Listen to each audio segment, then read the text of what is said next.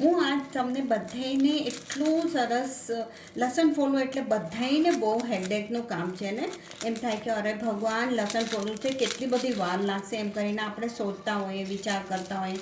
પણ હું તમને આ આસાન તરીકો દેખાડવાની છું કે જો તમે લોકો લસણ કેટલું ફાઇન જલ્દી એક 10 મિનિટમાં તો 200 ગ્રામ લસણ તમે ફોલી શકશો.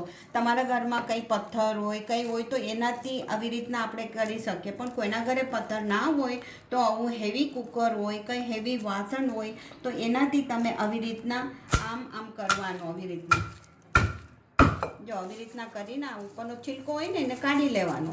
એના પછી તમને આવી રીતના આમ એક 5 વાર મારશો ને તો બસ થશે. તો તમારું લસણ ફોલવાની વિધિ જો કેટલું જલ્દી તમે કરી શકશો. એક 200 ગ્રામ લસણ તમે 10 મિનિટમાં કરી શકશો. તો આ મારી રિયલી આ મારી ટીપ બહુ સારી છે, તમને બધાને બહુ યુઝફુલ થશે. તમે જ્યારે પણ લસણ ફોલો મને યાદ કરીને, મારી ટિપ્સ યાદ કરીને તમે લસણ ફોલજો. જો કેટલું ઇઝી થાય છે, આજે બહુ ઇઝી થાય છે. જો આવી રીતના ફોલવાનું. જો કેટલું જલ્દી થાય છે. નકર તો આપણે લસણ ફોલવું એટલે બહુ એમ થાય કે અરે ભગવાન કેવી રીતના ફોલશો એટલું બધું લસણ.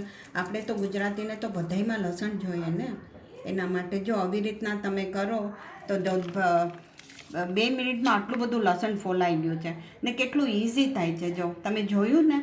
થેન્ક યુ બધા તમે આ મારું ફોર્મ્યુલા યુઝ કરજો ને. Thank you very much for watching my video and share કરજો, લાઈક કરજો, સબસ્ક્રાઈબ કરજો ને. Thank you very much watching my video and share કરજો બધાને.